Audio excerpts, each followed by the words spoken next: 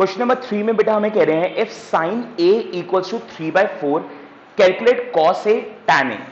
आपको कह रहे हैं कि अगर साइन ए जो है बेटा मेरे पास वो 3/4 है, सो फाइंड करो कॉस ए एंड tan ए। यहां पे आपको बेटा जैसे अभी तक हमें क्या करता था, अभी तक आपको यहां पे साइड्स दे देता था, एक राइट एंगल ट्रायंगल होता था और उसके अंदर आपको साइड्स देता था, जैसे 2 साइड दे देगा और फिर आप तीसरी साइड जो है पाइथागोरस थ्योरम से निकाल लेते थे। तो उस तरीके से आपको वहां पे दे देता था और वहां से आपको जो भी वो फंक्शन बोलता था सॉल्व करने के लिए, फिर आप वो सॉल्व करके बता देते थे। बट यहां पे इसने क्या करा, यहां पे इसने कहा साइन ए की वैल्यू 3/4 है, आपको कॉस ए और tan ए निकालना है और कुछ नहीं दिया इसने, बस इतनी सी बात बोली है इसने। अब हम यहां से क्या करेंगे, अब हम यहां से पहले एक राइट एंगल ट्रायंगल बनाएंगे और उस राइट एंगल ट्रायंगल की साइड्स को निकालने की कोशिश करेंगे। ध्यान से देखो बेटा, अब इसने मुझे ये तो बताया नहीं कि ये ट्रायंगल कौन सा है, उसका क्या नाम होगा, बट उसने यहां पे ना साइन ए लिखा है बेटा, इसका मतलब थीटा है ना वो ए है। तो मैं यहां पे इस ट्रायंगल का नाम क्या देता हूं, एबीसी। तो एबीसी में मैं इसको ए कर देता हूं, इसको बी कर देता हूं जो कि मेरा 90 डिग्री होगा, और इसको सी कर देता हूं। अब आपको ध्यान रखना बेटा, जो भी थीटा आप लोगे ना, मतलब जो भी थीटा आपको क्वेश्चन में दे रखा होगा वो कभी भी 90 डिग्री पे लाई नहीं करेगा। यानी कि जैसे ए है बेटा, तो ए कभी भी 90 डिग्री पे नहीं आएगा, ए आपका अदर देन 90 डिग्री होगा। जैसे कि या तो आप यहां पे ए ले लेते या तो आपने यहां पे ले लिया, आप कभी भी 90 डिग्री पे ए नहीं ले सकते। इस चीज का ध्यान रखना, जो थीटा आपका रहेगा वो कभी भी 90 डिग्री पे लाए नहीं करेगा। अब क्या करना है आपको, यहां पे क्या करेंगे, मैंने यहां पे ट्रायंगल बना दिया है, बी हमारा 90 डिग्री हो गया, ए मेरा यहां पे थीटा है। थीटा कैसे है ये बेटा, क्योंकि यहां पे साइन ए लिखा हुआ है, इसका मतलब जो साइन का फंक्शन लगा हुआ है वो ए के कॉन्टेक्स्ट में लिखा हुआ है। ध्यान से देखते हैं आगे। अब यहां पे कह रहे हैं साइन ए का वैल्यू है 3/4। साइन का फॉर्मूला क्या होता है बेटा, साइन का फॉर्मूला होता है बेटा परपेंडिकुलर अपॉन हाइपोटेन्यूज। साइन का फॉर्मूला क्या होता है बेटा, परपेंडिकुलर अपॉन हाइपोटेन्यूज। अब क्या करेंगे, हम यहां पे लेट करेंगे, let perpendicular equals to P कितना बेटा 3, तो 3x लिखूंगा मैं।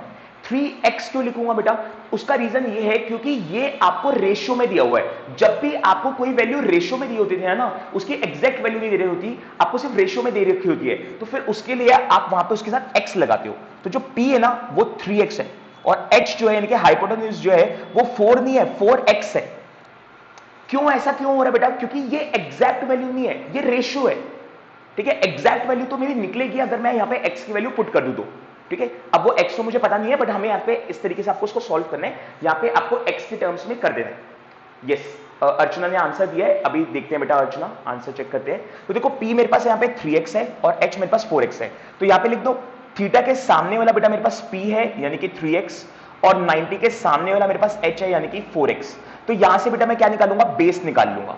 यहां से मैं क्या निकाल लूंगा, बेस निकाल लूंगा। कैसे, पाइथागोरस थ्योरम लगा के।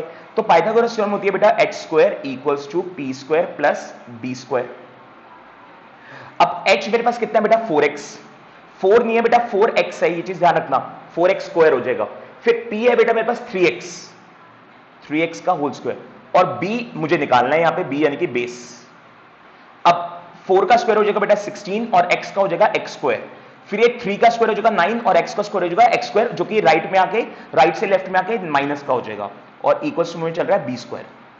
अब बेटा आप इसको माइनस कर दो, तो माइनस करके कितना आएगा बेटा, तो 16 में से 9 माइनस करोगे तो आपका आ जाएगा 7x² equals to b²। 7x² equals to b²। अब क्या होगा बेटा, ये देखो, ये स्क्वायर से ये इसको काटो मत, ऐसा करते हैं, ये जो b का स्क्वायर है बेटा इधर आके अंडर रूट हो जाएगा, तो इसको मैं कैसे लिखूंगा, तो इसको मैं लिखूंगा b equals to √7x², √7x²। अब ये जो √7x² है ना बेटा, इसमें ये √7 का भी है और x का भी है, तो अगर मैं √7 का मानूं तो ये तो √7 हो जाएगा, जो कि सॉल्व नहीं हो सकता। और अगर ये x² का भी रूट है तो x² का रूट स्क्वायर और रूट कट जाएंगे, तो ये सिर्फ x आएगा बेटा। तो यहां पे मेरे पास b की जो वैल्यू आई है वो आई है √7x।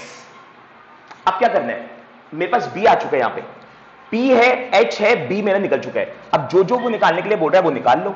एक तो निकालने को बोल रहे हैं बेटा cos a, cos का फॉर्मूला क्या होता है बेटा, b/h, b/h। a के कॉन्टेक्स्ट में देखना है, a ये रहा, तो a के कॉन्टेक्स्ट में b होता है नीचे वाला और h तो ये है ही, तो b मेरा निकला बेटा √7x और h बेटा मेरे पास है 4x, तो x से x कट जाएगा, तो मेरे पास बचेगा √7/4। और इसी तरीके से मुझे निकालना है tan a। तो tan a का फॉर्मूला क्या होता है बेटा? tan a का फॉर्मूला होता है मेरे पास p upon b, p upon b। अब p कितना है बेटा मेरे पास? तो p है मेरे पास 3x और b है मेरे पास √7x। सो x कट जाएगा तो बचेगा 3/√7, 3/√7। अब देखो कुछ टीचर्स क्या करती हैं, यहीं पे आंसर छुड़वा देती हैं, बट मैं आपको सजेस्ट करूंगा कि ये जो tan का आंसर है ना 3/√7, आप इसको यहां पे मत छोड़ना, इसको पूरा कंप्लीट करना बेटा। पूरा कंप्लीट कैसे करेंगे? आपने 9th क्लास में सीखा होगा कि जो रूट है ना वो कभी भी डिनोमिनेटर में नहीं आता, और अगर आ जाता है तो आपको उसको रैशनलाइज करना पड़ता है। तो फिर आप इसको क्या करोगे, 3/√7, इसको मल्टीप्लाई करोगे √7 से और डिवाइड भी करोगे √7 से। तो ऐसा करेंगे तो ये आएगा 3 को √7 से करेंगे तो आएगा 3√7, और √7 को √7 से करेंगे तो आएगा 7। अब ये और इससे ज्यादा सॉल्व नहीं हो सकता, तो ये आपका आंसर हो जाएगा।